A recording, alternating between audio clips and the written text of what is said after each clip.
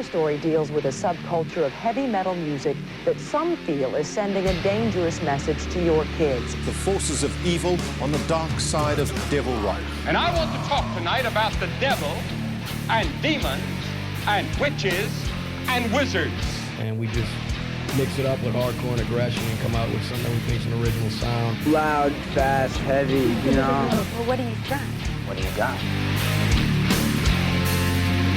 Ladies and gentlemen, welcome back to another episode of the Riff Worship Podcast. Joined with me yet again for a subjection of horrible things from my end to two of my best friends of all time, Austin Paulson, Justin Swindle. How are you guys doing? Oh, great. Swindle? Certainly better than last time you picked an album. This is a band I've probably talked to both of you about for years, or have mentioned, or you guys have heard adjacent to me for years.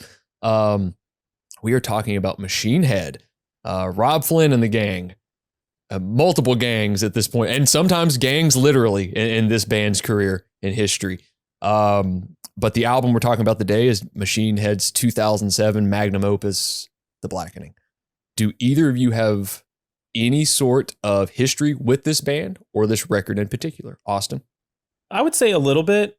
I kind of remember some of this record. I remember the record that came after it, probably more so because I was in high school when it came out. Under the Locust? Yep. And then I would probably say I spent more time with Robb's previous bands. Heavily into thrash metal of all kinds, especially like the second wave stuff, Forbidden, Vio-Lence. You know, I loved Testament. I loved Laz Rocket, and you know, all of those bands that came after the first wave that were in the Bay Area. So definitely was a big fan of the Forbidden Evil record. Definitely was a big fan of Eternal Nightmare from Vio-Lence. So that's kind of where I start with Robb Flynn and Phil Demmel. But I would say, as far as this band's concerned, I dipped my toe in a little bit, but this is maybe the most amount of work or time I've spent with the Machine Head discography. I got nothing. I don't know that I've heard a single Machine Head song ever before this. Not even Davidian or something? I was going to say that's usually the one. Yeah. Well, Dylan, why this record, Dill? Why this record? So this record came out in a pretty crucial time. I was a big fan of the album prior to this, 2003 or 2004, depending how you look at it, Through the Ashes of Empires. Fantastic record. Has a song that we actually discussed in, I believe, the very first. It wasn't even traditional riff worship at that point. It may have been the first or second episode. We discussed the song and the main riff to the track Imperium, which I think is one of the best. I think is one of the best Machine Head songs ever written, and one of my favorite riffs of all time. And I knew there would be a point in time that we would start discussing this band at some form. I think a lot of the band's fans will remember the Burn My Eyes album, which they should. I mean, that's a very important record for them. Debut album, you know, Robb's first post kind of Bay Area thrash record that he ever did. Great record, phenomenal record, but something about this record hits everything that I love about heavy metal music. Hooks, choruses, big fucking guitars, harmonies, gnarly shit everywhere. I think aside from blast beats, it has everything for me. But the reason I chose this maybe over Burn My Eyes is just because it is, I think, as close to like a modern day or era of this point of like a classic metal record to me. It's kind of structured like Master of Puppets and, you know, all of those big grandiose epic albums, right? But my history with this band is they were one of the bands that I saw in Headbangers Ball when I was a kid. The Imperium video, Days Turned Blue to Gray. Then I got turned on to Davidian through all the Roadrunner stuff. I actually owned this record and Through Ashes prior to even owning Burn My Eyes. I don't think I owned a physical copy of Burn My Eyes till they did a vinyl repressing about 10 or 12 years ago. But I had the album. Somehow I had the album.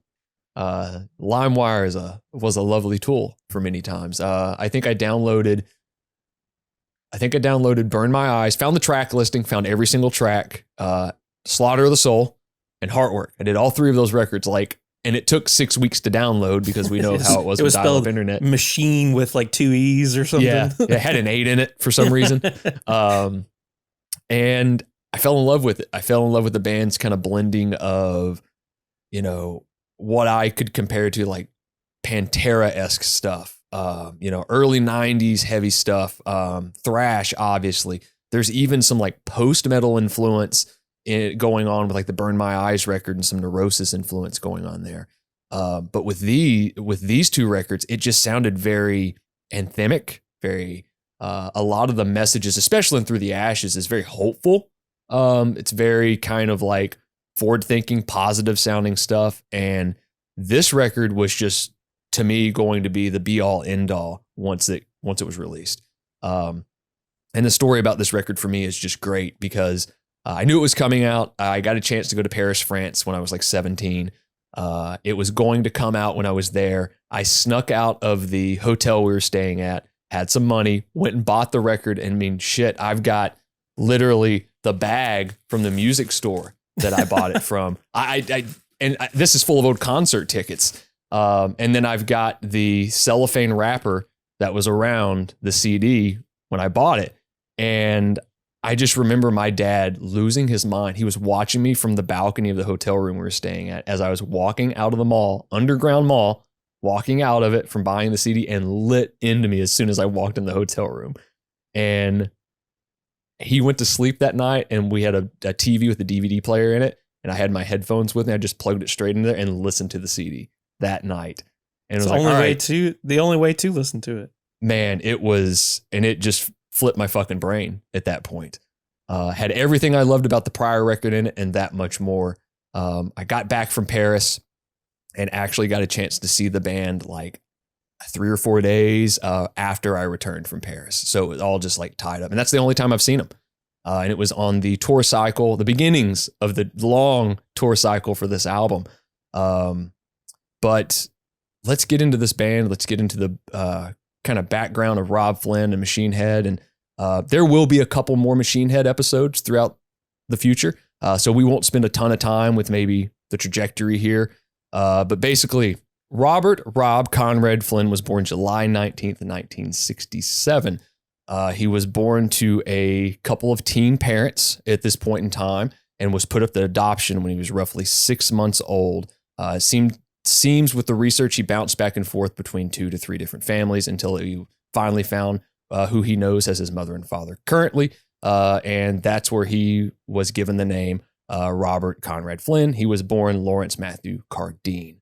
And from that point, you're kind of set up to already have a chip on your shoulder, growing up, not knowing your parents, that sort of thing, going through this kind of identity crisis of who am I, what are parents, that sort of thing. But apparently his adopted parents were great people and were really good to him throughout the years. Had a great musical upbringing. There's a lot of music playing in the home. His adopted family, either his mother or both of them in particular, were playing a lot of R&B, soul, pop at this time, stuff like Shaka Khan, Earth, Wind and Fire, the Commodores. But his father apparently was a little bit older and would play stuff like the Andrews Sisters, stuff from the 30s and 40s. Along with that. So a weird melding of music in this household. But there was also a point in time where the Beatles started to come into play. And based off the quote from Robb, he was allowed to listen to the happy Beatles. So stuff like I Want to Hold Your Hand, all of the big early hits, right? But he wasn't allowed to listen to the drugged out Beatles. So like Sgt. Pepper's or was it Rubber Soul, stuff like that. And which is kind of interesting to me. Because when you're told that you can't listen to something, you're going to seek it out. You're going to find it. And Robb definitely went down that path of what more can I listen to until he discovers Black Sabbath. I do think it's funny that it's not unheard of, but I suppose if you're growing up in a post-Ozzy world, maybe you might be closer to, discovering Dio era Sabbath, which is kind of a interesting point to start. Yeah, apparently he had a friend of his that went over to his house and they had a copy of the Heaven and Hell record. And, spliffs were lit up and, unfolding the gatefold of the record and look at the image of the inside of the record, which I've never seen. But apparently there is a woman with like a cross and all sorts of stuff. And it was just blowing his fucking mind. And he would go back over to this buddy's house on numerous occasions. He's like, hey, put on that Black Sabbath record, put on Black Sabbath, this sort of thing. And Robb became a Black Sabbath freak. And there's great stories about Robb and Black Sabbath. He got a chance to play with them in like the first couple of Ozfests he did, and Metal Hammer, Golden Gods. There's a lot of great stuff out there about it. But along with this friend introducing him to Black Sabbath, this was kind of when Robb started to really want to play music. So Black Sabbath made him want to play music. There's kind of some conflicting stories there about like NIB being one of the first things that he heard. And, he wanted to learn how to play it. And his buddy had a bass and he picked it up and he's like, why doesn't it sound like that? Well, you're playing a bass, that sort of thing. So he goes to his dad, asks his dad like, hey, I want a guitar. His dad rents a guitar, which is not unheard of. And we're going to have multiple conversations about other musicians probably renting guitars, or we've had them in the past, but renting him a guitar, it was like $45 or something like that. Some sort of like, what are the Jack White guitars? Those airline guitars you could get from like Montgomery Ward's or something like that. That's where those things came from. Just these lucite plastic guitars. And he gets him one, starts learning how to play guitar. He has stated that Sweet Leaf was the first real riff he ever learned how to play, which fucking why not? It's pretty straightforward, pretty simple, and really fucking heavy. So he's got the rented guitar, learns how to play Sweet Leaf. So once you've learned your first riff and you have a guitar, what do you got to do next? You got to start playing with your buddies. Like, you got to find someone that's a drummer, bass player, singer, whatever it is. Starts jamming with his buddies, going through all the whole rigmarole of that. And then he's got another friend that says, hey, you should sing too. Goes through that whole thing, learns how to sing. Trapped Under Ice is the first song he learns how to sing off of Metallica's Ride the Lightning. What the fuck? Right. Why? Right. Not an easy song. No. Not an easy song. And I mean, essentially, if you learn how to play that type of stuff with like all the intricate picking patterns and all that, and this is early Metallica too, so it's still semi-rudimentary, but he's learning how to sing and play this stuff, and he's feeling really confident about it. He's like, fuck, I've just opened up a whole new world for myself.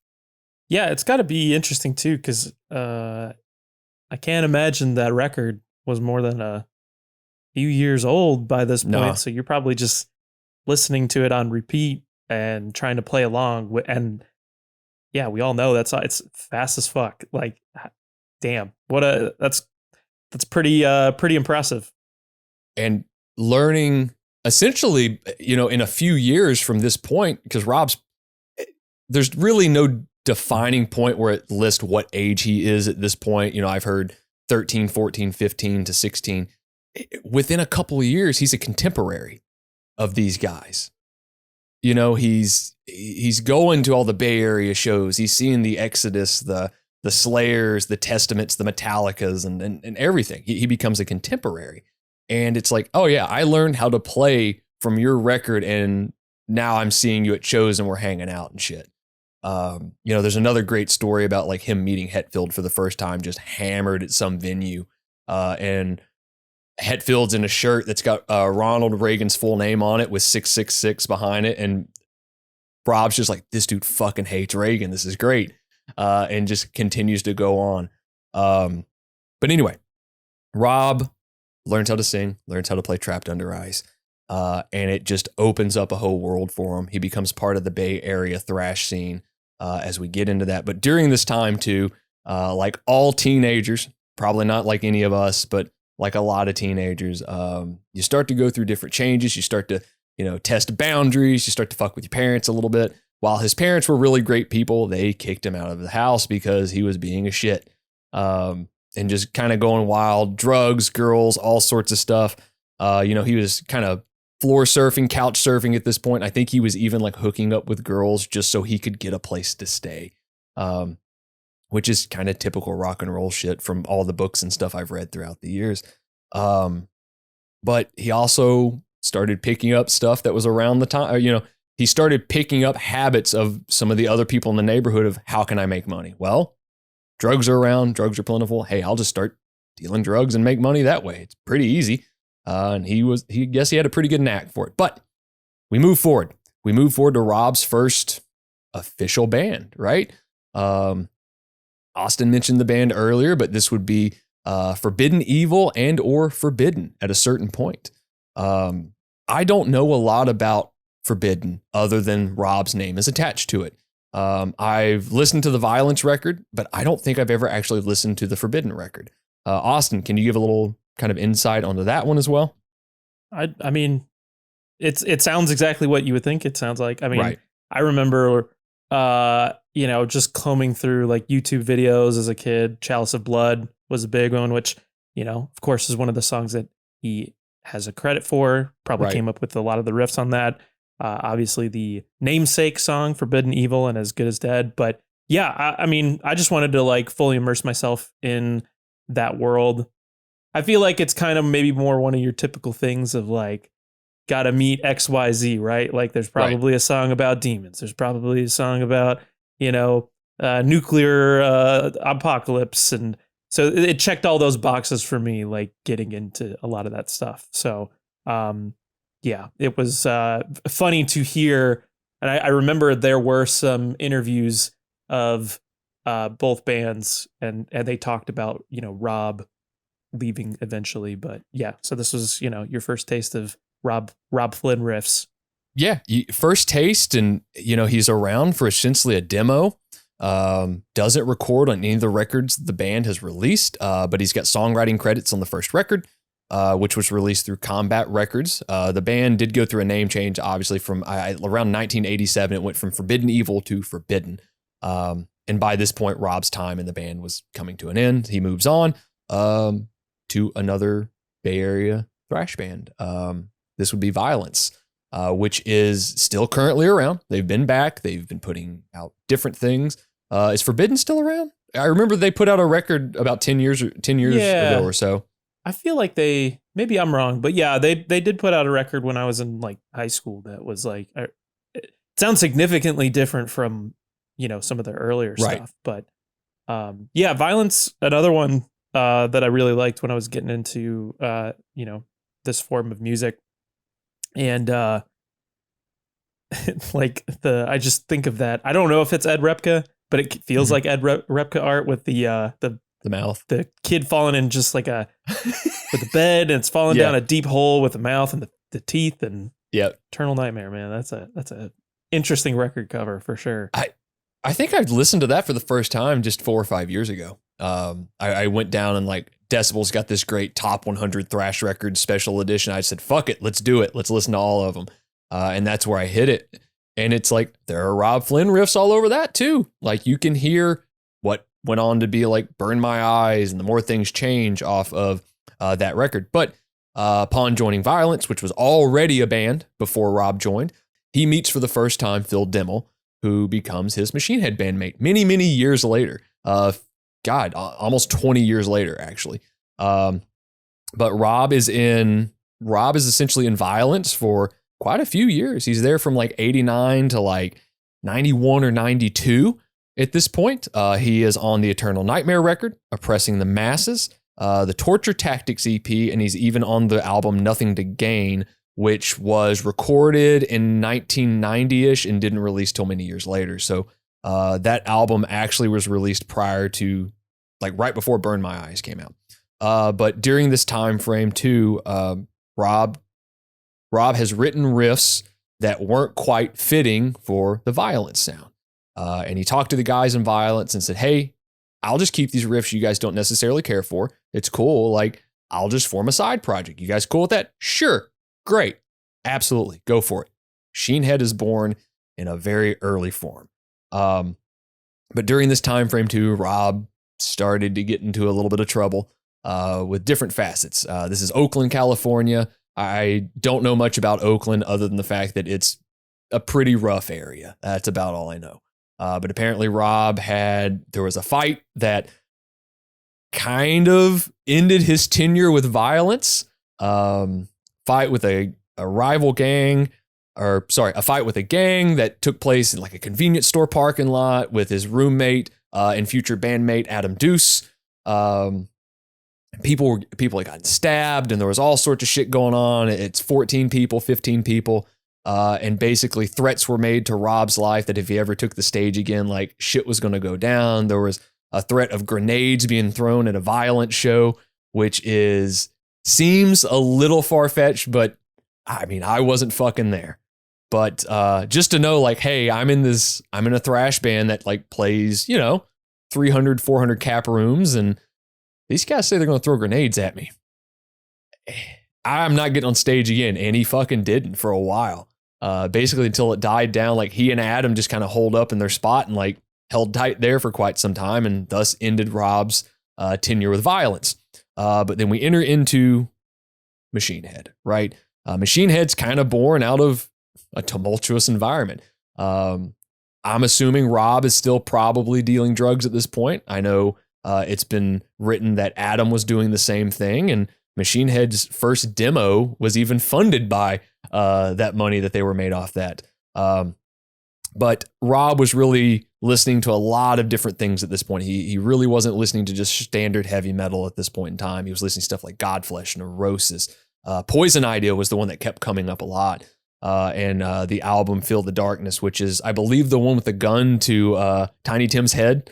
I think that's the album cover for that record. That's because I think that's got the badge on it. I really like that Poison Idea record.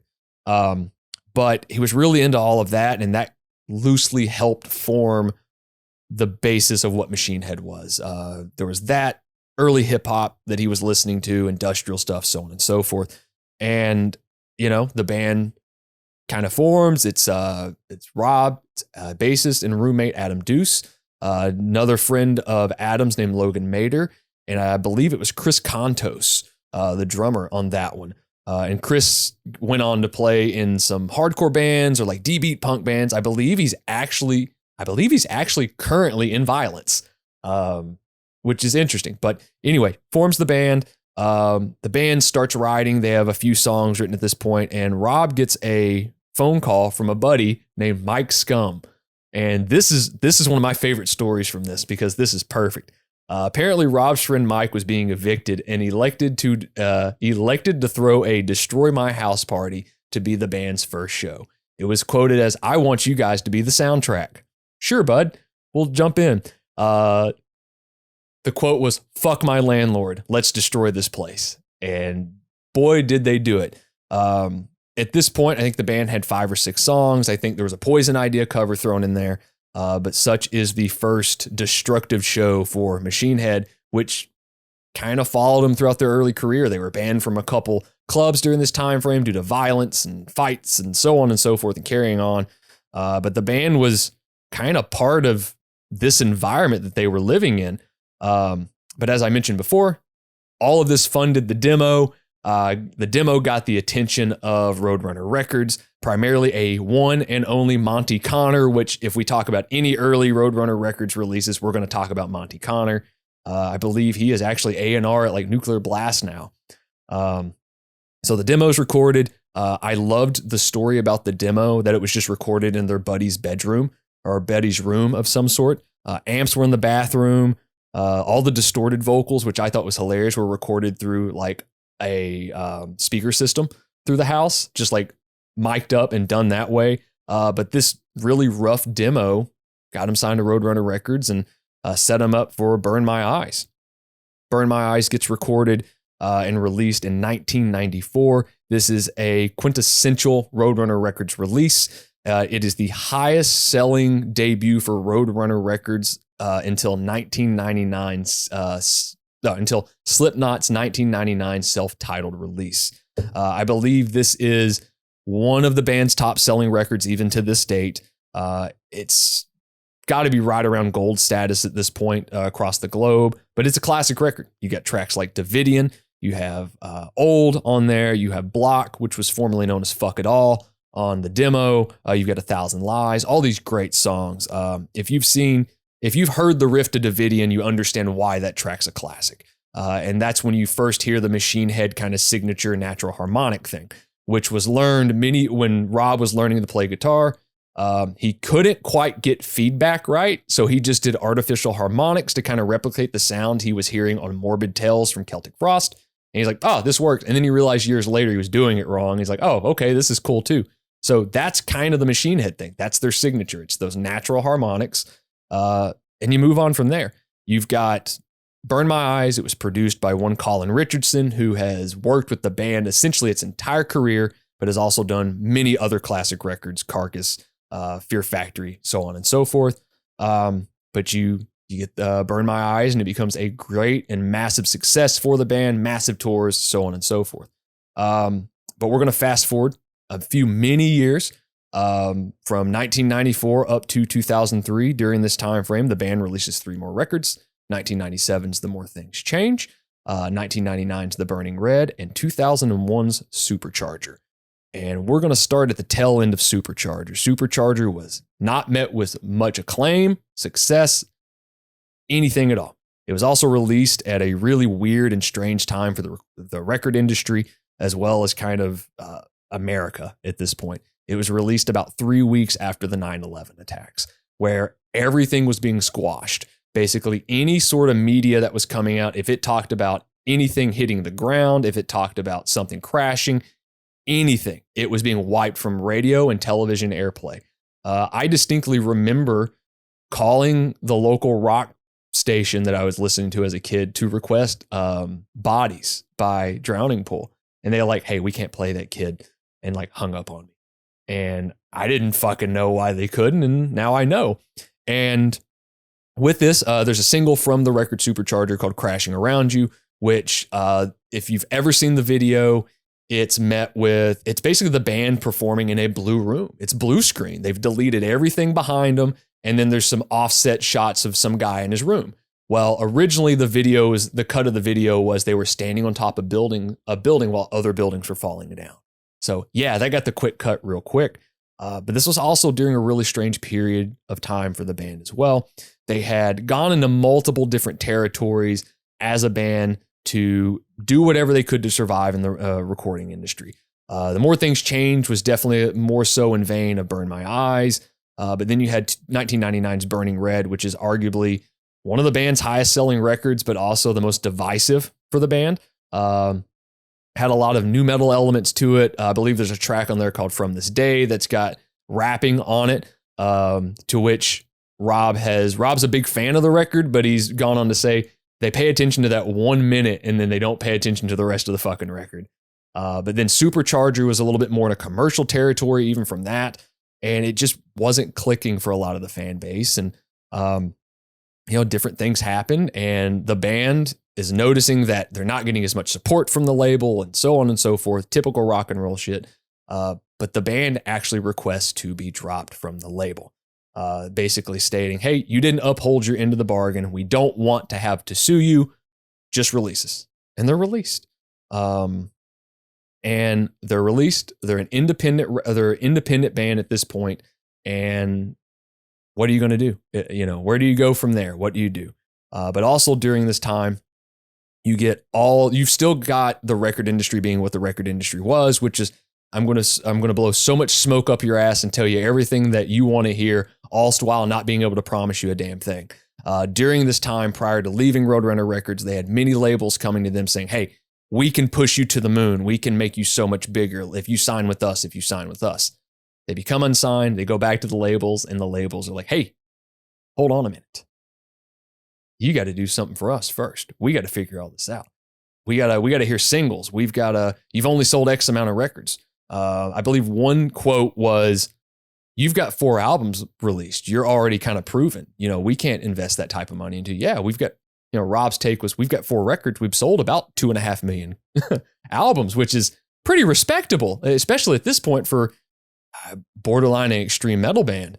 And they're met with, well, Kid Rock's gone diamond. Linkin Park's gone diamond. Limp Bizkit sold 7 million copies.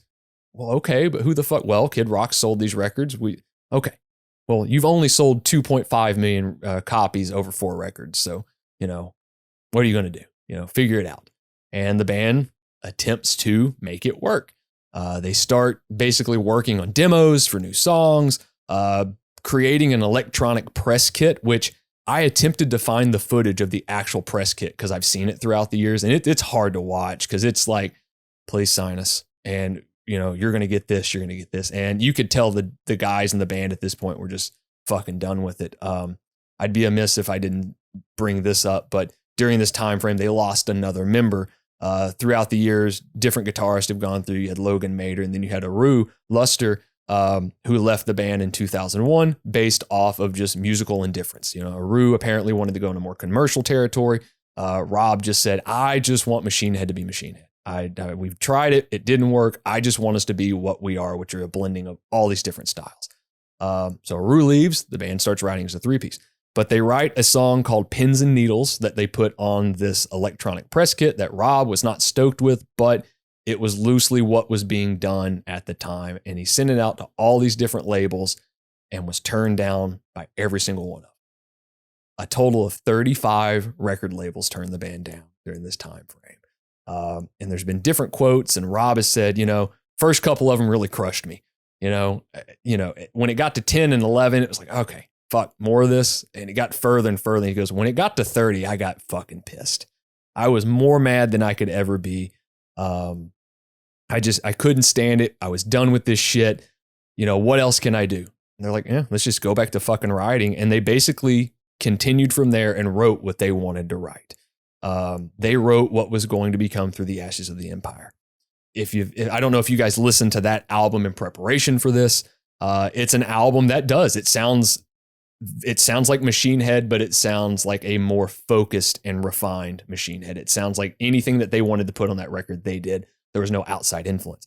During this time frame, they're writing the tracks. Most of it's written as a three-piece, and then enter Phil Demmel, who Adam Duce had actually reached out to via email to see if he'd be interested in playing some shows. And then they asked him to join the band. And Phil actually helped write a few of the later tracks on the album. One in particular that always sticks out to me is Seasons Wither, which is one of my favorite tracks on the record. Helps write that, plays all these shows with them, so on and so forth. Then they start garnering the interest of Roadrunner UK. The band always had a really great relationship with the UK version of Roadrunner. They've always had support from them. And to their credit, the band has done really well in Europe and the UK and have played arenas and stadiums and everything all over there. But the Roadrunner US side of things just never really got the band very well. The Roadrunner is really focused on singles at this point in time. And, when you've got bands like Slipknot and Nickelback signed to your label at this time, you're probably going to focus on those singles at this point in time. And they get signed by Roadrunner UK. Roadrunner UK decides to put out Through the Ashes of the Empire, and it's a massive success. It's really good. It's getting a lot of critical acclaim. It's selling really well, but they're still without an American label.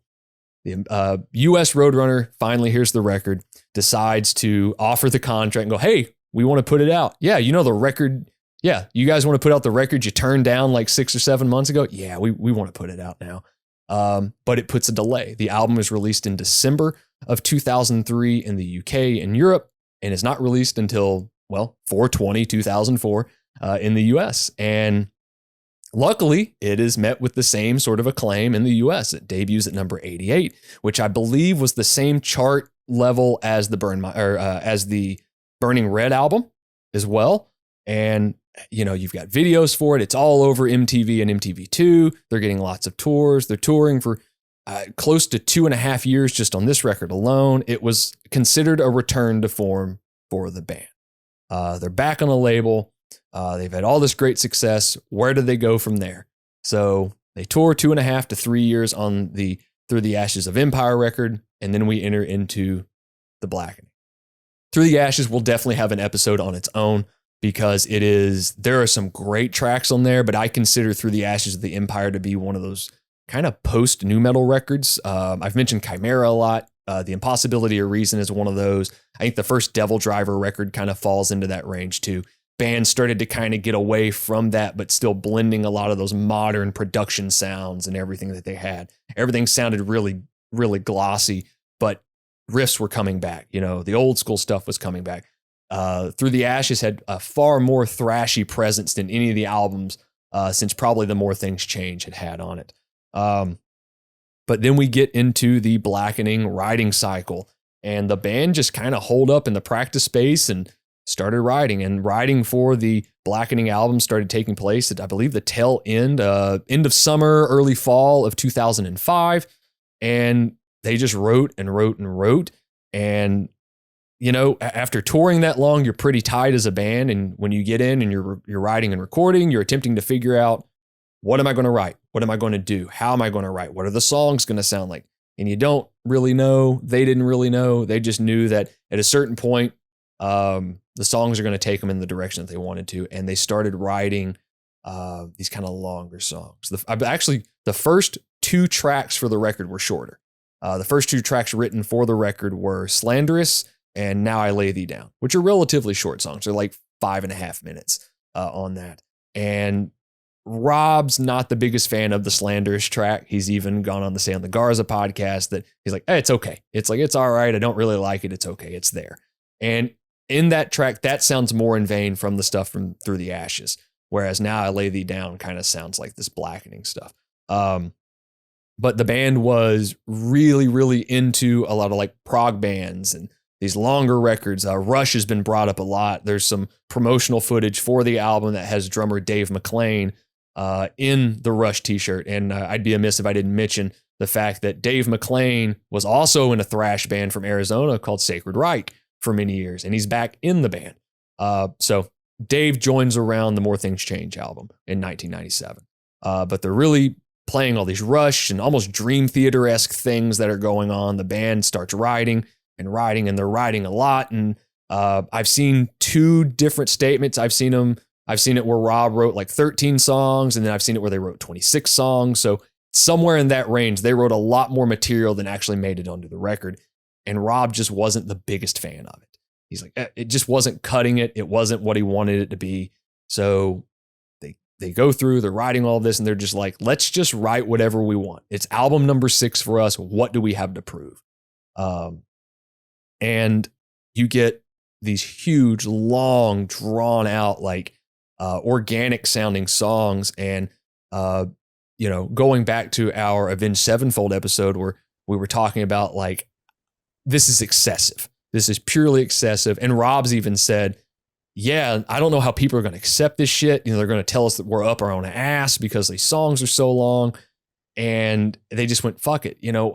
Who cares? We've been dropped. We've been without a label. Like, let's do it. What else? We've never written the same record twice. So let's do it. Let's just write these songs. To a point, Robb went through and even edited some of the songs, like chopped them down to like 4.5, 5 minutes. And they didn't quite cut it to him. He said all the fun stuff was taken out of it. The interest was out of it. And like, no, let's just play it this way. There's no clock in our band. There's no clock in our practice space. Let's just write them and see how they stack up. But what was your first takeaway for both of you guys when it came to these longer song lengths? Because I know all of us have varying degrees of what longer song lengths do for us.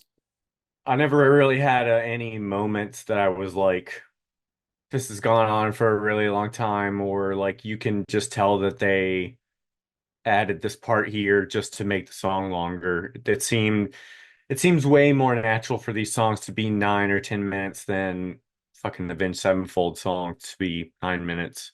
Yeah, I would agree with the hesitation Robb had to start the album with like a 10-minute track. That's, pretty bold for anyone to do. But yeah, it didn't feel like a slog necessarily. It was like there are a lot of different twists and turns, I would say, throughout the whole record itself. But for, these longer form tracks, they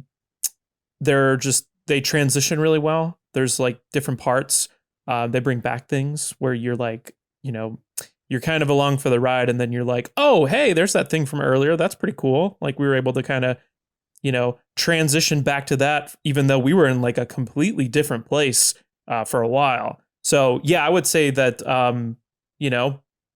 they bit off a lot. They, took a lot on themselves to write these things, but they stuck the landing, I think. And, you know, I'm glad you mentioned the opening track with being, you know, the album opens with a 10-minute song, which is fucking daring, you know, ballsy, bold, whatever. But not only is that track 10 minutes long, it's got layers upon layers and tracks and all sorts of shit going on just in the first minute and a half of it. You know, the band was really getting into the fact of like, how can we make this bigger? How can we make it sound even wilder and wider? I mean, there's like 86 to 92 tracks of just drums on certain parts of that song, which is insanity to me because, you know, it does. The opening of that track has a very marching snare kind of thing. But it's like, my God, how does someone mix? How does someone master all of that with everything? But, you know, before we get into the guts of the record, I do want to get into some of the themes and concepts of this record as well. You know, this was released in 2007. This was at the height of the second Iraq War, the second Desert Storm. It's arguably still going on. It never ended from, you know, Desert Storm in the 90s, but this was the Bush administration, and Robb was real pissed during this point in time. And the album isn't itself purely conceptual to that, but a lot of the tracks have that subject matter. I would say there's 8 tracks on the record. I would say 5 of the tracks have that as the subject matter with it. And, you know, it got to the point where Robb was writing this stuff and he was getting pretty direct with it. And he actually presented it to the rest of the guys in the band and said, hey, are you okay with this? Is this all right? We're going to piss a lot of people off. We're going to make a lot of people upset, and we may get a lot of flack from this. And everybody supported it. They're like, fuck it, go for it. Do it. It's going to be a good idea. Matter of fact, the lyrics were so upsetting to certain corporations that they were banned from playing certain venues in Florida to this day. The House of Blues has banned them from playing for, God, almost 15. This album will be 20 in 2 years from this date. So they're still dealing with that. So Robb was really seeing everything that was going on. It was topical for the time. It was relevant at the time. Still topical, still relevant. We're still in both those countries. We're in Afghanistan and Iraq, and we're also bombing Iran too. Looking at the lyrics, and I've read the lyrics on this record for years, and it's pretty direct. I mean, it's cut and dry. There's no illusion at all. This is what it is. We're pissed. I'm pissed. I'm tired of seeing this. And it's, as Swindle said, it is topical to this fucking day. It adds, to me, its timeless factor. It doesn't feel dated lyrically. Yeah, there's a track on there, which we'll get into, that I don't care for the lyrics. I think it was poorly judged at maybe the approach. The intent was there of what it was, but you could have said different things personally. But there's also a great statement of, we wanted to piss people off, and that's become a common thread for all of us, is musicians got to do something to piss somebody off, right? That's the avenue of it. Austin, do you have anything to say about this? Because Swindle and I are a little bit older than you, much older than you. And around this time frame, like, we were 17, 18 years old. You know, what, this isn't a political show, but what do you remember about kind of this time frame with a lot of the political ongoings? I just remember a sense of like this unregulated patriotism that, you know, it gets kind of marketed as like everybody's like together. We're going to get them or something like that. And, you know, it's just very divisive. And, you know, I live in an area where you have a lot of people who are very conservative. And, you know, I can remember going over to people's houses and they had a fucking picture of George Bush on the wall next to their, like, you know, grandma and grandfather or something. It's just, I guess if anything, it really seemed like they're trying to promote their agenda in a way that's like the good of the country, but clearly they weren't going to fool everybody. Yeah. And yeah, I mean, I remember the elections. I was around for those, obviously. I how political can you be as a middle schooler? But, Right. yeah, I mean, it was around. It was everywhere. It was on the news every day when we got home from school. Like, it was just constant all the time. It was just never not around. And then again, we're still there. We're still there. We were there before it. We were there then. We're still there now. And it's fucking ridiculous. Around this time frame, it was at like graduation time frame for us. I know we graduated the same year, I believe. We both graduated in 2008, right? So it's like we're entering that time frame where shit's going down, you know, all this. I remember my dad just drilling into me, hey, it could be you. It could be you. It could be you. That sort of thing. And getting a record like this to where, hey, fuck all this. Not, you know, we talked about on the Ashes of the Wake episode too, where it's like, oh, okay, there's 6 billion fucks on this record, but it's about this situation we're in. And that was 3 years prior to this record coming out. Yeah. And that almost seems, I don't know. I guess like I couldn't exactly tell you the exact lyrics of either, but I feel like that one's even more seething. And, it is. Yeah. And to be like even earlier where it was probably like really difficult to like speak your mind about that sort of thing. But not to say that Robb is wrong for what it just was like, oh, okay, this seemed different approach. Yeah. I believe that like art is inherently kind of political, and almost all of the music that is my favorite is political in one way or another. I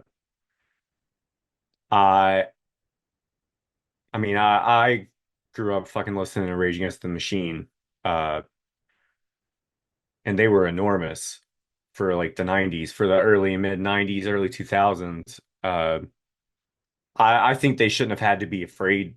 I'm happy for them that they said shit that they wanted to say in this album. I think they shouldn't have had to be afraid to say it, but I know there's people like the Chicks that it's a different scene, but they said shit about the same guy, and like they were canceled from the entire record industry. But I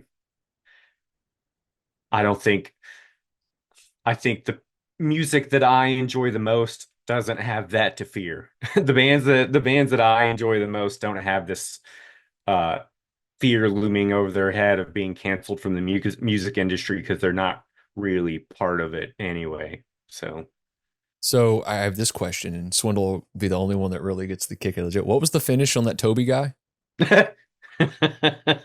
Okay, so it's that false marketed patriotism, Toby Keith's booting your ass song, whatever that was. Post 9/11 country is terrible. God, it's fucking something, isn't it? But anyway, the band writes a political record in a sense. You know, it's 80% a political record, and there's still some personal stuff going on in there, which I've always liked that about Robb. Robb kind of wears his emotions on his sleeve, and I like that, even all the way back to Burn My Eyes. He's writing about what he's experienced and what he's seen and how he feels about it. And you get that on this record. The anger's there. There's some vocal stuff on here that sounds very reminiscent of just like gritted teeth and the whole nine.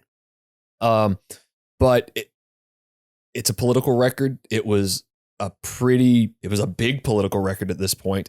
It kind of became its own thing after a while. And that's one of the things that really drew me to it. Is I saw the track titles.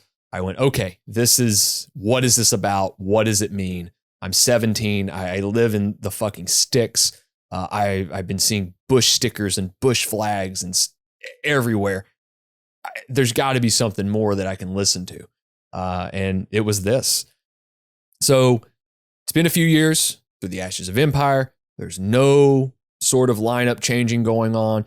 This is Phil Demmel's first full length as a full-time band member. And he has quite a few songwriting credits, which is great. Robb is very open with people, giving their input on tracks, people writing, that sort of thing. He has, I believe it's 6 to 7 songwriting credits on this album. Let's take a look here. Yeah, seven songwriting credits on this album, which is fucking something. I mean, he already knows how he plays. He knows how he writes from the Vio-Lence days, and they even wrote a little bit on the prior album. So you've got that. You've got Adam Deuce stepping up on some songwriting credits as well. Lyrics is on top of that. Dave McClain, it's got some songwriting credits on here. I also want to add, when it came to the tracking of this record, Dave tracked his drums in like 2 days, which is saying something. Like, these drums there's some stuff on here that's pretty fucking wild for this type of music. And then obviously Robb is who Robb is. Like, he is the driving force, the machine head, and I don't think anybody would disagree with that. He's a very prolific human being, and I really appreciate that as well. But when it came to the writing end of this, Phil is quoted as saying he really enjoyed it a lot because he got to structure his solos out.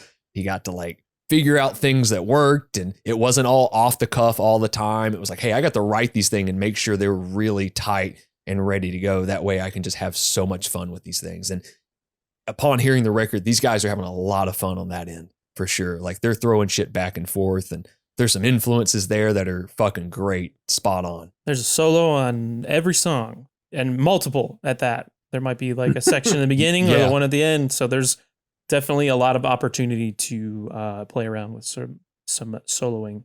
The recording side of it, the writing side, it's all taking place. We'll talk a little bit about gear here. Robb's pretty simple and to the point when it comes to gear. He's been using a lot of the same gear since the early 90s. He has used the same 5150 or PV 5150 since the early 90s, called Bubba, that apparently he brings out only for recording, locks it away, puts it in a storage area that's like guarded and everything, doesn't go anywhere else, but he records with it, and it's this magic head. He used this ESP baritone that was given to him for this record with an EMG 81 in it. Pretty straightforward stuff. Phil around this time was using a very similar setup. I think it was the same amps for both guys, 5150s, that sort of thing. I think Phil was using Jackson guitars by this point, or was endorsed by him even. Robb was ESP most of the time, I believe. I don't know if he recorded with it or not. I know he played live with it, but there was a red lucite BC Rich Warlock that he used for quite some time. It's in the Aesthetics of Hate video. But he also used some pretty cool gear on a couple tracks. He was gifted a guitar by Dimebag in the mid 90s when they did a tour together. Dime came out, hammered, I'm sure, and just destroyed one of Robb's guitars, and Robb was pissed about it. So the next day, Dime's like, hey, take one of mine. And Robb recorded a lot of some of the solos on Aesthetics of Hate with that Dime Bolt. It was one of the Washburn models. And over time, and some years later after the recording, that guitar disappeared when Robb's house was robbed. And luckily enough, Robb has received the guitar back, and there's a great video with all of that in it. But he's used a lot of the same effects pedals. Phase 90, that's apparently been beat up and stomped and just makes this terrible sound when he uses it, which, fuck, I guess even if it is broken, it'll work. Some fuzzes here and there.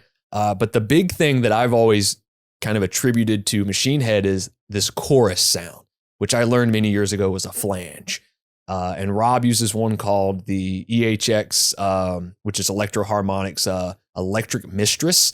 And it's as big as a lunchbox. The original ones are. And he's like, if I could put more of it on records, I would. He's like, but at a certain point I have to stop. And it's all over. Like, if you listen to the opening line of the track Imperium, that's that effect. Aesthetics of Hate, that's that effect. Farewell to Arms, that's that effect. Like, it's all over it. It's kind of classic Machine Head, and it's actually layered in the rhythm guitars too. That's kind of what makes those harmonics pop a little bit here and there. But gear-wise, again, pretty straightforward from their end. They just wanted to make something that was really tight, really precise, and just cut. The one thing I took away from the tonality of this record is the guitar tone is cutting. It bites. You can literally hear every single pick attack on every single note. It almost sounds like they're using some sort of metal pick and they're sliding it across the strings or something. It's one of the wildest things I've ever heard. Production end, we're looking at another great Colin Richardson production credit here. there's some stories revolving around the production style of like the opening to Clenching the Fist had to be recorded in different areas and different people had different things going on. Sharkbite Studios is a studio in Oakland that the record was actually recorded in at that point. I believe Mark O'Keeton was make sure I got that right. Sorry. I've watched that making of documentary a lot, and he calls him Mark O'Keeton a lot in there. But Mark Keaton was the engineer that has worked with Robb for many years, and I think even moving forward still kind of works with Robb off and on. But they recorded at Sharkbite Studios between August and November of 2006, which is not a long time for an album like this. They got it out. They got it done pretty quick, especially when the record only released in March of the following year. So it was done pretty quickly off the back of that recording. We talked about guitar tones. We've talked about the production side of this. A lot of the same names are on the engineering side that were on a few of the other records with this as well. But Colin Richardson being at the helm again, always going to sound great. Anything he puts his hands to is going to sound great. The artwork, that is one of my favorite pieces of artwork I've ever seen on a record.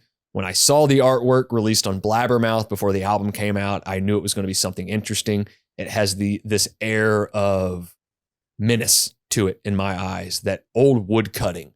That's all it is. It's just a wood cutting that Robb found in like public domain and gave it to a couple people that did the art for a couple other records he's done, which would be a Deanna Alcorn and then a Paul R. Brown, who did the artwork for The More Things Change, and he did the artwork for Supercharger as well. So it's all there. They did a couple things to kind of change it and reverse some images there. Obviously, at the bottom of it, it says the mirror, which flatters not. It's one of my favorite pieces of art for a record. It's straightforward. I've actually got the vinyl sitting right over here. And it's just something about it, even to this day, still is really just jarring to me when I look at it. When I saw the band, I bought the shirt. I'm bummed that I don't have that version, but I have a newer version of it. But again, you're looking at, they're going all in on this record. They have this great artwork. Songs are there. They've tracked something that is just massively over the top, even for this band, for sure. And tracking the record maybe wasn't the easiest on a couple songs. You look at tracks like A Farewell to Arms, Clenching the Fist of Dissent, and Wolves in particular. These are all really tight fucking songs. And especially with Robb having to sing and play these songs, like Wolves is one of my favorite tracks on the record, and there's just so much shit going on in that track. Clenching has like Merciful Fate riffs in it. And just being able to get those there, if I remember right, they are quad tracking guitars. There are 3-part harmonies that they have the quad track. So it's 4 tracks each side, but they're also quad tracking all the different layers that are going on. So it's just mountains of guitar. And the way it's mixed and produced, you can still hear every instrument. And that's just over the top for me. I could gush about this fucking record and how it sounds all day long. So with that, let's get to the track list. It's 8 songs, about an hour long. Couple things that I know for a fact about this record that stand out to me are the vocal hooks.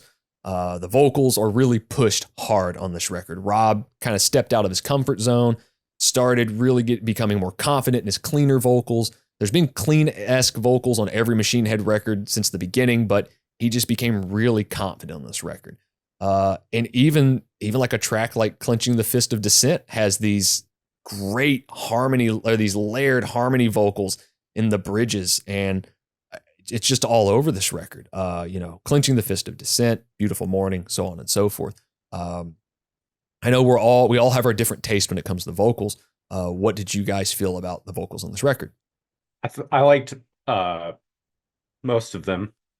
I really liked you were talking about the kind of growling vocals, especially during the first track, where he's like saying a line, and as he gets further into the line, the more growly he has in his voice. It makes him I always like when that happens because the person that's doing it actually seems like they're fucking angry and it's not just an affectation. The like first person I ever heard do that was Zach De La Rocha from Rage Against the Machine. So whenever somebody like isn't screaming a whole album and they like are putting an edge onto their voice, it's more like you take it more seriously. It's more like, oh, he's mad about this part that he's like kind of screaming about. And they're like the cleaner vocals I mentioned. They like some of the cleaner vocals remind me of Mudvayne. And I've only listened to really the Mudvayne that we talked about, and I've only listened to this. So I'm not saying like they did it first or Mudvayne did it. I don't know which came first, but having heard Mudvayne before this, I associate with Mudvayne more personally. But I don't especially love the like it kind of sounds to me like radio rock from the 2000s vocals, the singing, the like uber clean, uber melodic stuff, kind of like Theory of it, like it reminds me of like a Theory of a Dead Man or something like that, and that is just not especially my favorite styling of vocals. But for the most part, I thought I like all of the different styles of vocals because there are like 4 or 5 different styles of vocals on the album. Yeah, he's really experimenting here, which is interesting. So yeah, I mean, if it's not something you like, there's going to be something that you do connect with, and you know, like the classic kind of Robb Flynn gruff is there. The variations in clean. There's like some of the more subdued kind of like. There's some very like dry vocal parts where he's like almost kind of like it feels like he's kind of like right in front of you talking. Some of those like really kind of low, almost like spoken word cleans kind of reminded me of like Deftones type of delivery.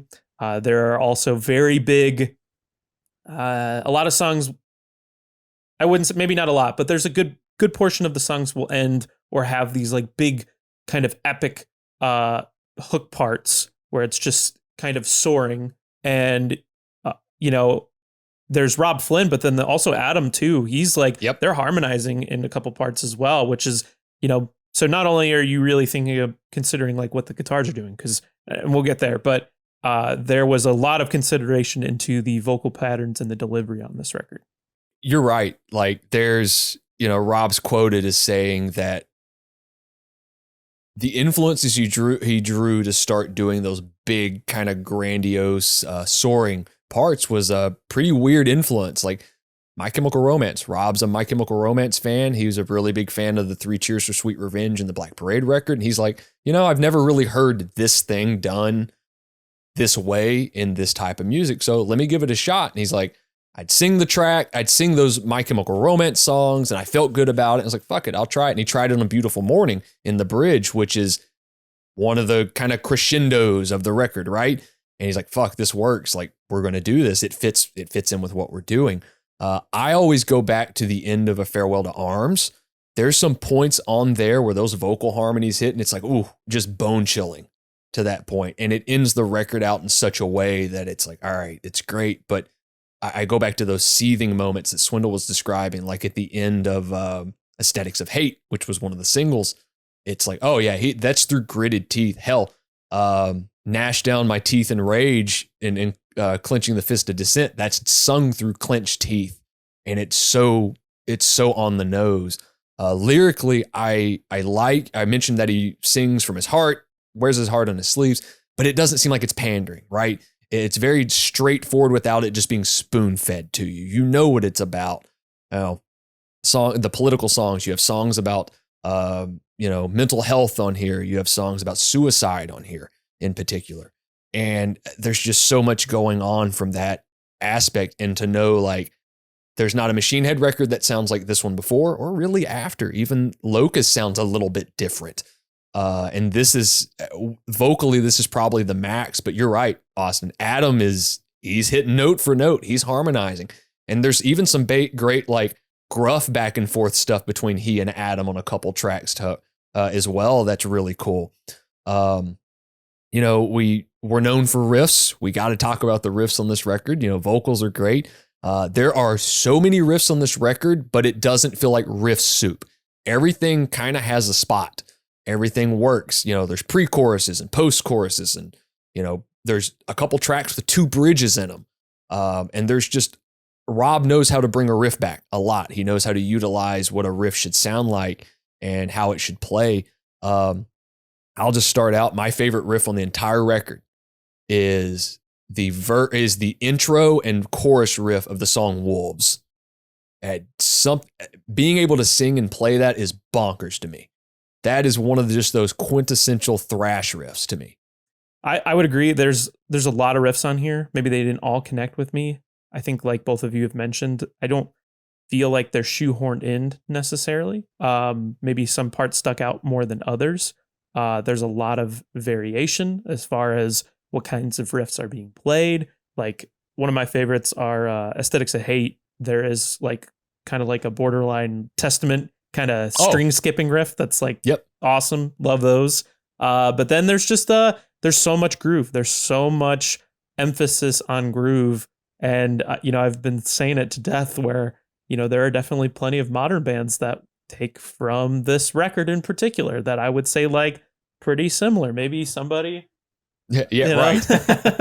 But, you know, and I wouldn't say they're necessarily, you know, borrowing from this band in particular. There's a few other ones that I can think of during this era that, you know, kind of have a similar thing going on. But yeah, I mean, there's just so much groove, so much melody. And yeah, there's an emphasis on transitions. Like, you know, man, I was really impressed with how I was kind of talking about it earlier, like how a riff might transition into something that, you know, at first feels like completely foreign to the song, but then you're like ride with that for a while, and then it goes right back to like kind of the main theme from earlier. So I'd be very interested to like hear how, you know, I'm sure there was just like a board, like, all right, where the fuck are we going? Like, you know, this is, it's not easy stuff. Like these are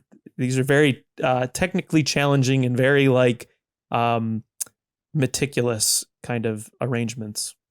I noted that the first song especially had like parts, like like a fucking Megadeth, like a early Megadeth song. Like there's like 25 parts to the song. Yeah. It kind of starts out like Battery, which I know they have like covered, but it's like very, you know, with the acoustic parts, and it's different for sure. It has like its own kind of vibe to it, but there are elements that remind me of like, you gotta, you know, lure them in with this kind of interesting, you know, I'm sure like there's that political sentiment again. But yeah, it's got a lot of like Pantera, like kind of bends, and like, you know, there's like elephant marching riffs and all sorts of shit. That's when I think of to answer both your questions and to kind of play off that, the elephant marching riff, when I think of those riffs, I think of this band, because the Into Davidian alone that's an elephant marching riff to me. But the Pantera thing is, let's talk about Aesthetics of Hate real quick. Aesthetics of Hate was written in response to a letter that was written by some kind of right-leaning guy about the death of Dimebag Darrell, and basically saying good riddance, that he was dead, and considered all the fans of that music Neanderthals and so on and so forth. And Robb took a lot of offense to that, obviously knowing them, being friends with them, so on, wrote Aesthetics of Hate. There are Pantera riffs in that song. There are Pantera grooves in that song for a lot of reason.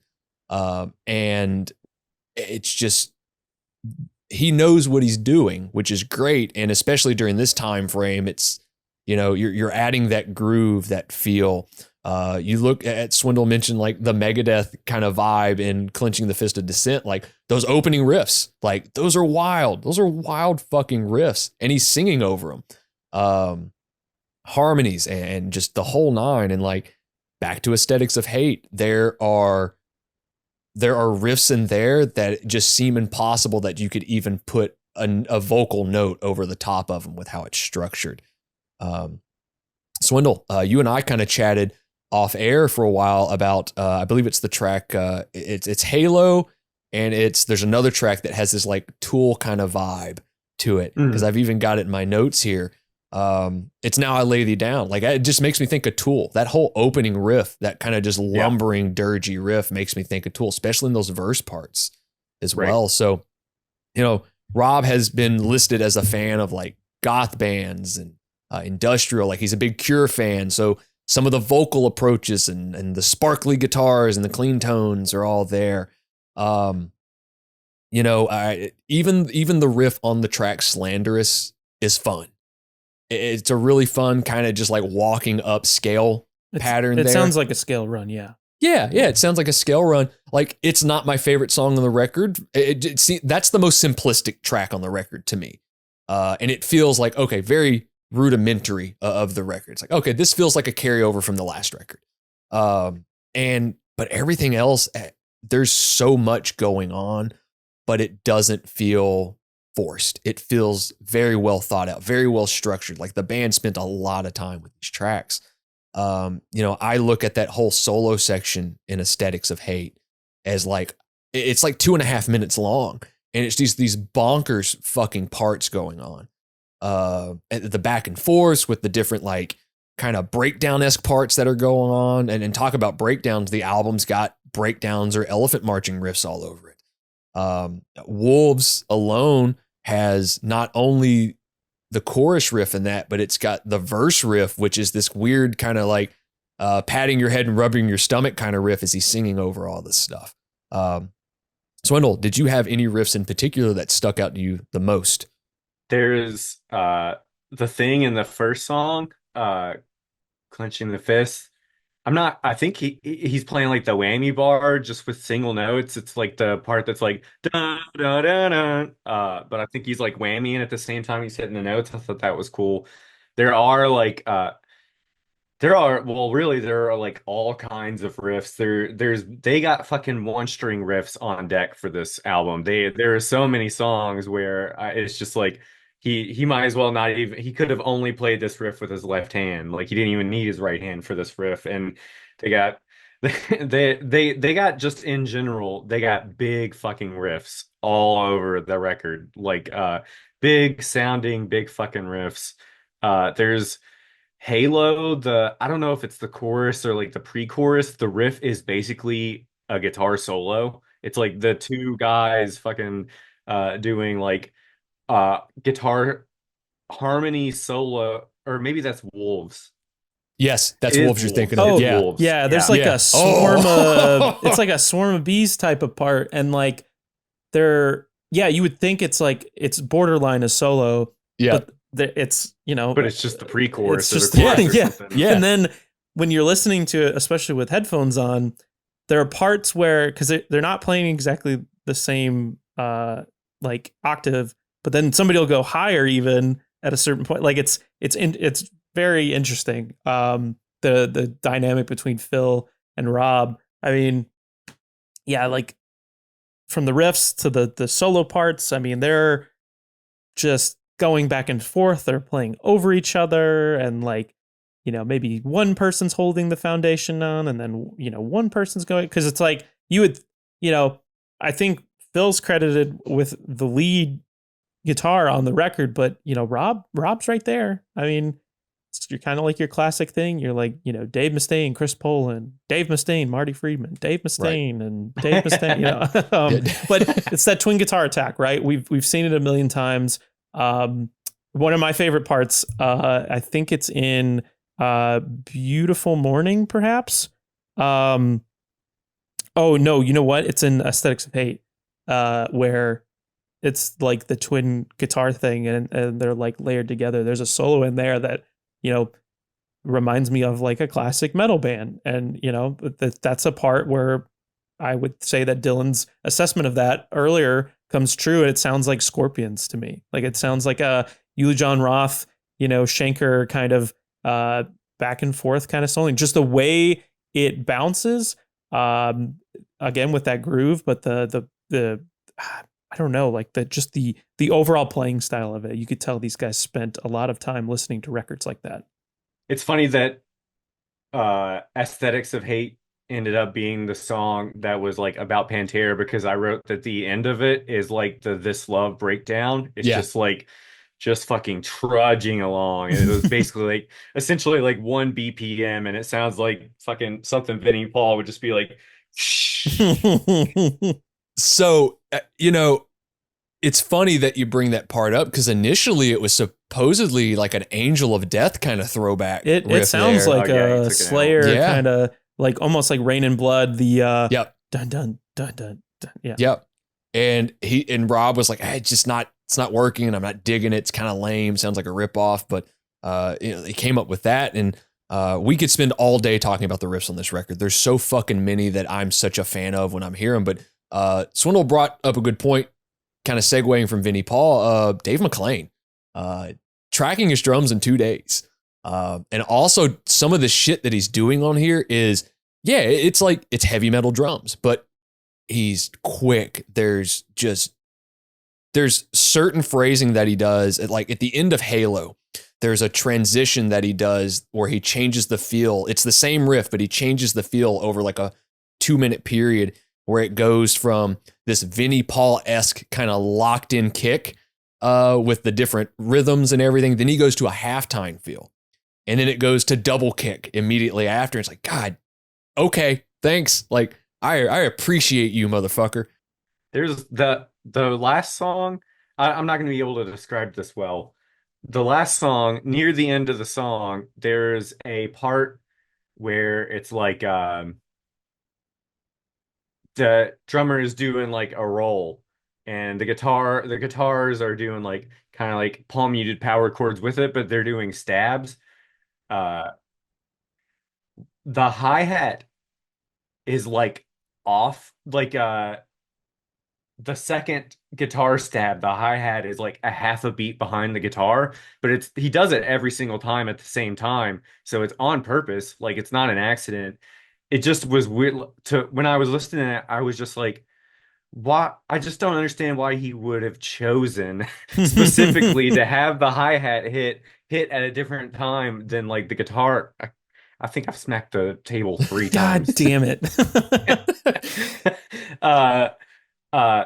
Like, chosen to have the hi-hat hit at a different time than the guitar stab, just for one of the guitar stabs, but all the rest of them were like perfectly on time. It's not like, it's just a weird, like, creative choice that he chose to make. He there's times where he's like really in the pocket and just really like serving the song.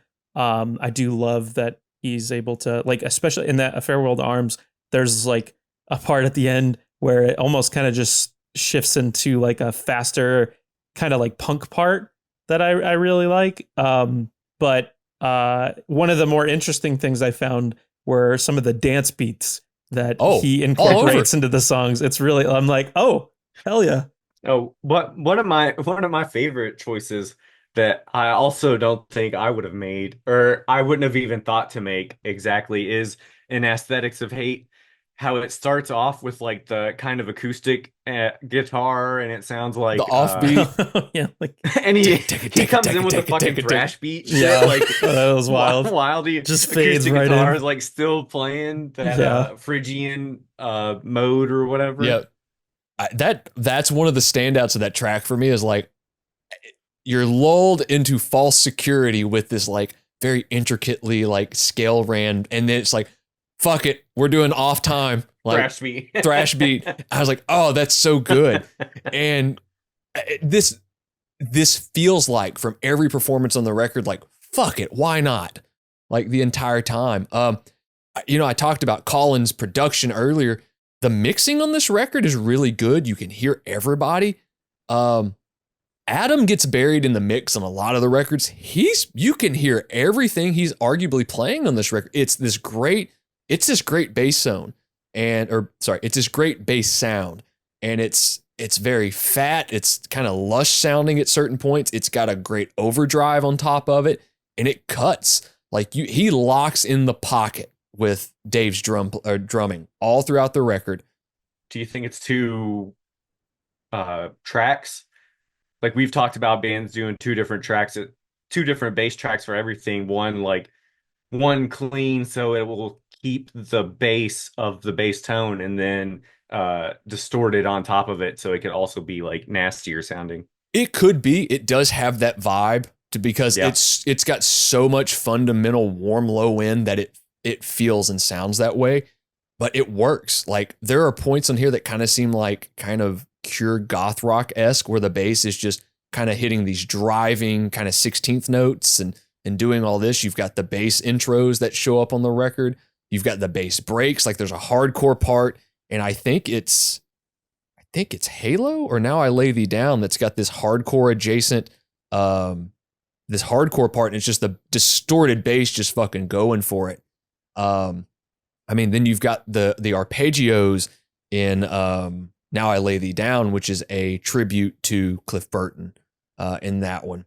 Robb wrote that part, but Adam is playing all over this record. Like I really like Adam's playing with how I really appreciate a good fundamental bass player from time to time, and Adam's got that because this is a guitar record. There's no ifs, ands, or buts about it. But the fact that you can hear every single instrument on here is phenomenal. One other thing I wanted to add about the production side of it, whilst talking about kind of Adam's bass playing, is it's not a perfectly produced record. Like it's not, there's certain notes are kind of off here or there. Certain sounds are weird. Like you can hear mic bleed over from a couple tracks. I think it's the end of Halo or Slanderish. You can hear the guys kind of talking on a room mic. There's points where Robb or Phil is doing a solo or kind of a break, and you can hear slight mic feedback coming in. And I think that's so fucking cool on a record that's this massive that you still get that live room feel to it. And it does feel like, hey, we did it this way in the practice space. Let's do it this way in the studio. And just over the top playing that works so well. And it doesn't feel like a soulless recorded record because it's a loud record.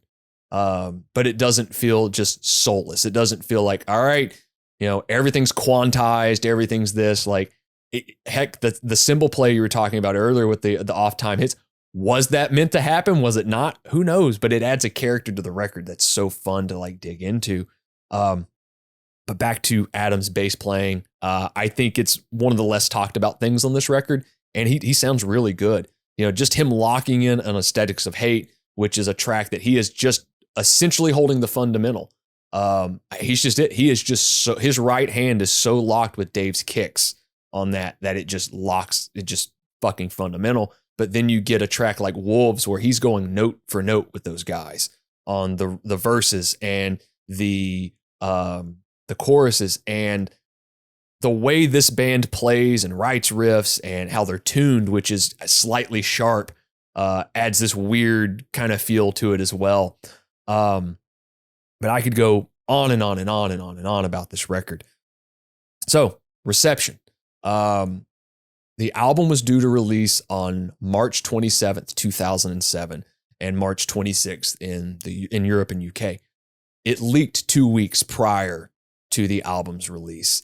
And Phil is quoted as saying like he wasn't stoked about it. During this time, a lot of albums were leaking, and this was a time frame where sales still really mattered a lot for bands. And, Robb was essentially a little bummed about it, but I think at that point it's like, fuck it. It's out there. It's for people to listen to. And it kind of started helping push the hype of this record because you got it. Hell, I didn't know what a leak was back then. I just read that it leaked. I'm like, oh, okay, that sucks. Like I have dial-up internet. What does it matter to me? But it, as I said, it generated this kind of buzz about this record that, hey, Machine Head's putting this thing out. It's phenomenal. It's massive. Everyone's got to hear it. Don't shrug this band off anymore. And it helps them out massively. It debuts at number 54 on the Billboard 200, 16,000 copies sold, which is an improvement upon the Thrashes of Empire record, which debuted at 88 and sold 12,000 copies. So the band is seeing a jump in album sales. Like they've done something right. The album is even certified silver in the UK, which I think is 60,000 copies at that register, which big deal. Like 60,000 copies in the UK is massive for what even they consider platinum, which I think is 100,000 over there. I mean, that year in 2007, it won Metal Hammer's like album of the year. So it's doing great. Side story from that Metal Hammer Golden Gods kind of award show that the band was at. They played 2 songs, but as they win, they have to go from upstairs to downstairs to get there. Geezer Butler and Tony Iommi are waiting, and Robb's like walking by, and like Geezer grabs him, says congratulations, gives him a hug. Like Tony pats him on the shoulder and says, "Have fun, bud," and like goes. I was like, come on, like being a Black Sabbath fan as much as he was as a kid, to going like, hey, I've got those guys telling me good job. Like, come on. And what Robb's going to find out is many months later, there's another certain legend that's saying, hey, good job, bud. Want to come on tour kind of thing. Actually, a couple of them, to be perfectly fair. The standout or the debut single for the record is nominated for a Grammy at the, I believe it was the 2008? Yeah, at the 2008 Grammys. It's nominated alongside King Diamond, Shadows Fall, and As I Lay Dying. It loses to a Slayer B-side from an album released the year before. The research I saw, there was a lot of griping about this. I didn't see any of it. I couldn't find any of it. I just know when I saw that Slayer won for that, I went, really? A B-side? And that's when you realize like the Grammys are kind of dumb when it comes to how they pick things. That's it. That's when we realized that there. That That wasn't was the Jethro first Tull. time. No, this was it. Wasn't Tull at all. No. But the album is a massive success for the band. I can't say that enough. Even in years after the album's release, Metal Hammer calls The Blackening the album of the decade. Roadrunner UK calls it the album of the century, which is pretty fucking wild to think about. Roadrunner's lineage, especially in the European market and the UK market with all these other albums. But along with all these accolades and this great reception, of course, band's got a fucking tour. And by God, did this band tour for 3 years straight, 372 dates. I'm not going to spend a lot of time going over everything they toured with, but there were some tours of note. One in particular is the first tour that they did for the album cycle, which was a opening slot on Lamb of God's Sacrament tour. This is one of the American legs that the band did, but on the bill was Trivium as a co-headliner, which was a label mate with Machine Head at the time. They were touring off of their Crusade album, and Robb and Matt Heafy from Trivium were kind of co-captains on the Roadrunner United sessions, which if you've never listened to, there's some really cool and interesting stuff on that record. Also, there was a little known band at the time named Gojira that was opening the entire tour. I got a chance to see this tour in Memphis at the New Daisy Theater, and Wake opened the show. But Machine Head came on. That was the band I was the most stoked to see that entire night. That's also where I found out like people are going to make fun of you about how much fun you're having and how you're expressing joy no matter what, even when you're 17 years old. So the 2 ladies that gave me shit, fuck both of you. I hope you're dead. But they opened. I've dealt with a lot of trauma, and I'm so glad that I have this record. They open up their new album with a 10-minute track. They open their set with a 10-minute track, and nobody knew what to fucking do because it's just like riff upon riff upon riff. 5 songs they played for about 40 minutes, and they played Aesthetics of Hate. They played Burn My Eyes tracks. They played Imperium, which was a favorite of mine, and that's the only time I've seen the band. And I'm glad I have that memory of seeing that classic lineup of this band at the time. But the band went on many more tours. Not only are they congratulated by the guys in Black Sabbath at the Golden God Awards, but they got to go on tour with them with the Ronnie James Dio era, which is Robb's introduction to the band.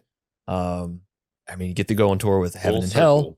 Yeah, full circle. Heaven and Hell, Megadeth tour. They hit the Summer Festival circuit in 2007. Rock M Ring, Rock M Park, Download Fest, which was a return to form. I think they were one of the kind of surprise bands that year. I think it was Machine Head and Down were considered surprise bands on that tour. And there's a great shot of them playing Imperium, and the whole crowd is just losing their mind. And it's pretty exciting. They also did the Sick of the Studio 2007 Wembley Arena or Wembley Stadium show with Metallica, Mastodon, and him. And they did many more festivals that we could go through. This band didn't stop. Funny thing about this album cycle, they did one US headlining tour. It was with Arch Enemy, Throwdown, and Sanctity. Funny thing about that last band, Sanctity was a Roadrunner Records signed band, and it had a gentleman that was the singer and guitarist of the band named, I'm probably going to butcher his last name, Jared. We're just going to say Jared at this point because I don't want to butcher your last name, bud. But Jared went on to become the current, at this date, Machine Head bass player. But during this time frame, Adam Deuce had an injury, or had broke his foot or his ankle at this point, had some sort of injury along those lines, and had to have people fill in for him.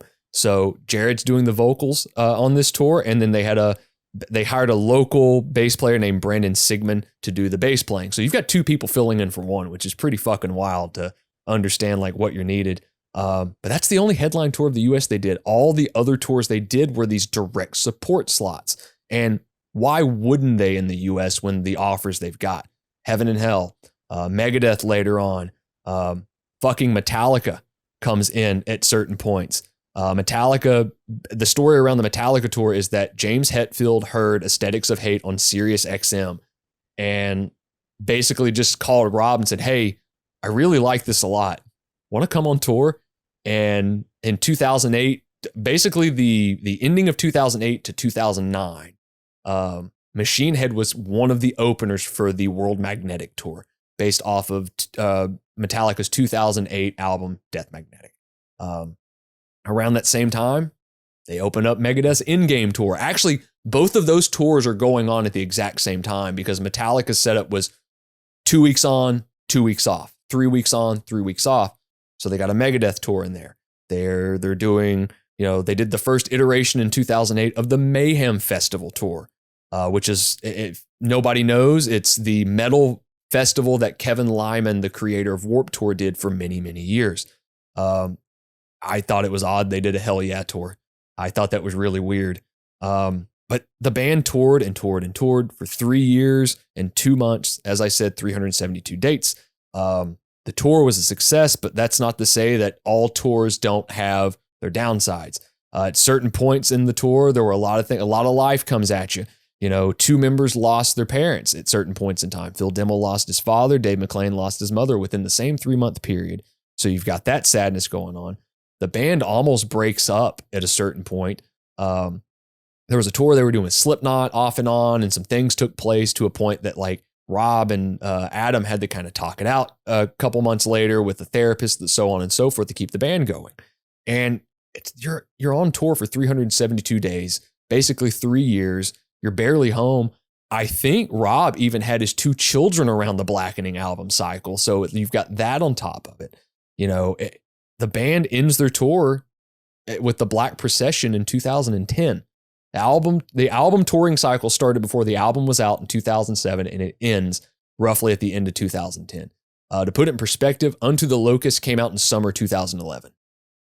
The band kept fucking going. So basically from Thrashes of Empire to Unto Locust, they were moving. Just a machine.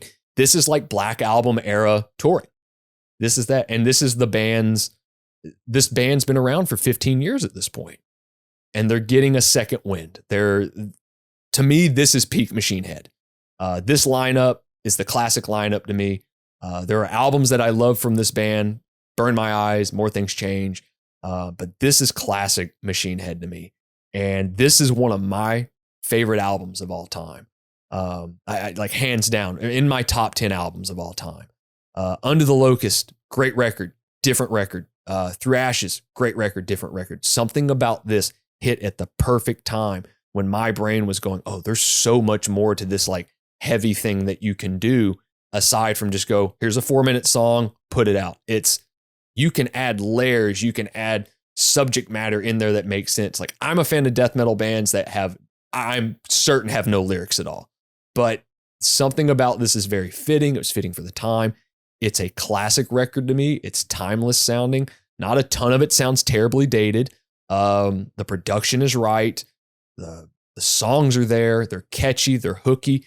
The weird thing is like the songs are structured they're kind of typical song structure, but there's still just enough kind of deviance or deviation from that it makes sense and it's interesting. I love this record through and through. It's hard for me not to listen to this record once every few months or so. What a fucking ride. What a fucking record. I would love to know overall what both of you had to think about this record. I grew up on a lot of the bands that these guys came from. I was big on Forbidden. I have the Vio-Lence records. I can hear some of those same playing styles and riffs from those early records in here in a more like modern, more mature take. It's there, but it's clearly progressed over, 10, 15 years by this point. It's heavy. There's a lot to learn. Riff wise here, you could really, get a ton of variety and, there's changes in tempo, changes in transition. I could definitely see someone picking this up and kind of, going from like maybe some of those early thrash records where it is kind of like straightforward and kind of like, here's a part, here's your second part, here's, this part. We can think this out a little bit more. Let's try to add some harmonies. Let's try to do a little bit more technique wise. Let's I don't know if we need all the phaser on everything, but we riff wise, it's a great record. So it's a lot of fun. I don't know if Machine Head has necessarily connected with me in the same way as it has you over the years, but I did enjoy diving into it and listening to it. The songs are longer, yes, but it doesn't feel like a slog to me. The thing you were saying about the Avenged Sevenfold record, like a gateway record, I think this would be, for me especially, I think this would have been like a way better gateway record. Because, 100%. Like this record by itself is almost like a history of hard rock and metal. Like almost any kind of metal or hard rock that you can imagine up to this point, and even including shit that was out in like 2005. Like there's metalcore fucking breakdowns, and there's chaotic hard, like really nasty dissonant breakdowns from shit that would be in like a metalcore, like a nasty metalcore band that I would have liked at this time. Like I like this a lot more as a gateway record than something like the Avenged Sevenfold record. And like I think the songwriting is more sensical. Like I think it's a really good record. I think it's really good. I'm glad it's not fucking new metal. Yeah. Well, right. I think that's the consensus with this band too, is that they've been stuck. They released 2 new metal records, and that consensus is stuck that this is that band. And there's obviously so much more to it. Even by today's standards, like the newer records are still very much in the vein of what this is, what Machine Head sounds like. And you're right. This is a far better gateway record for anybody. This would be one of those handful of records I'd hand to somebody and go, take this and run with it. Because anything that you like, you're gonna find. Absolutely, almost. Yeah, and use it to go backwards too. Yeah, if I had heard this, I could see this like if I had heard this at the time I was getting into newer music, I think I would have definitely connected with it a lot more. I mean, I got into obviously like Municipal Waste, and that was like hey, that's like kind of the thing I like. I mentioned earlier, right? Like hugely into thrash metal. If I had known like, hey, oh my God, like the guy from Vio-Lence, the guy from Forbidden, like does this newer band, and he's kind of like brought us into the future, or he's brought us into the modern age. It's not just like jeans tucked into high tops anymore. Right. Like you should listen to this. I got into it a different way, but I could definitely see myself having gotten into this and maybe exploring other forms of heavy and extreme music through it. And I think that's a testament to this record, no pun intended. there is something about this record, and there's very few records that do it for me, that hits me on such a guttural level that like there are certain the hairs on the back of my neck stand up. My eyes well up. There's something about this record that does it every single time I listen to it. Maybe it's just getting older. Maybe it's being more in touch with my emotions, whatever it may be. But there's something, even as a kid, there was something about every single time. There's certain points that choke me up on this record. As I mentioned, there's just listening to it, my last listen today too. There are the harmonies in A Farewell to Arms gets me every single time. It's like watching Old Yeller for the first time as a kid or something, right?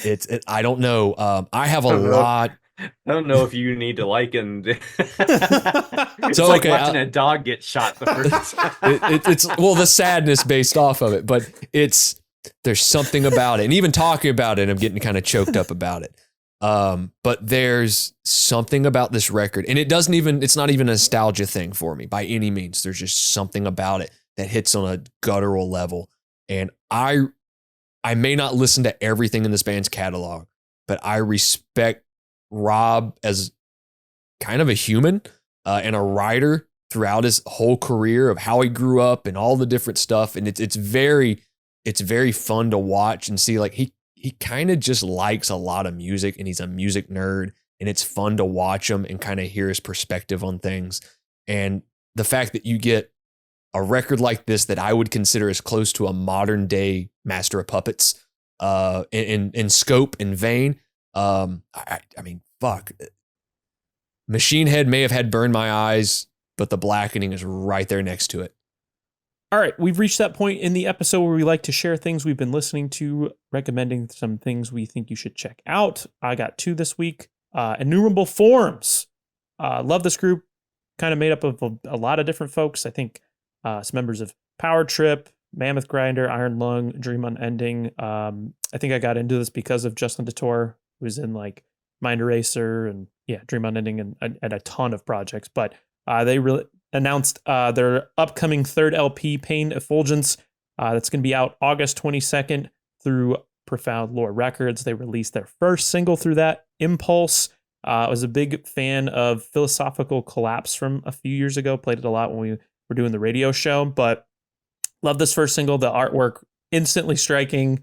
There is a lot of influence from like Finnish death metal of the 90s. They kind of like cite old Paradise Lost and some of those kind of like Death Doom projects as well. But if that is up your alley, if you like dark, kind of just mournful sounding death metal, I think you should check this out.